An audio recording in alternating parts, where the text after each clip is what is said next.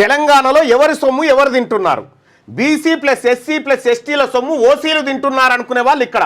మన సొమ్ము BC SC ఎస్టీల సొమ్ము ఓసీలు తింటున్నారు అనుకునే వాళ్ళు ఇక్కడ. ఓసీల సొమ్ము బీసీ ఎస్సీ ఎస్టీలు తింటున్న వాళ్ళనే ఇక్కడ. మీ అభిప్రాయాన్ని తెలియజేయండిగా. ఎవరి సొమ్ము ఎవరు తింటుండో ఇంకేమంటారు? బీసీ ఎస్సీ ఎస్టీలకు బతుకులేదు అంటారు. మన సొమ్ము తినుకుంటా మన తలలో బువ్వ గుంజుకొని తినుకుంటా మన మీద పెత్తనం వీళ్ళది. వీళ్ళు ఎందుకు అధికారాన్ని వదిలిపెట్టరు?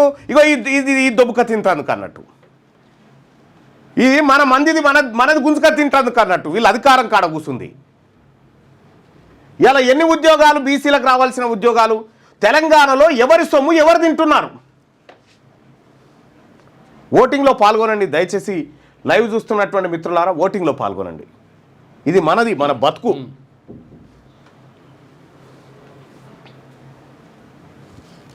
జనరల్ కేటగిరీ అంటే ఓన్లీ ఓసీ కాదు కదట అయ్యా బాసు. ఆల్రెడీ డివిజన్ చేయంగా వచ్చింది ఆ లెక్క. ఓన్లీ జనరల్ కేటగిరీలో సీటు కొట్టినటువంటి బీసీలను తెచ్చి బీసీ కేటగిరీలో కలిపే చెప్పిన లెక్క అది మీకు ఆ క్లారిటీ తర్వాత ఇప్పుడు మనము ఉద్యోగాలు వచ్చినందరూ మొత్తం 563లో మొత్తం బీసీల సంఖ్యనే గది, అది మొత్తం ఓసీల సంఖ్యనే గది. అది వేరు చేయగా తేలిన లెక్క.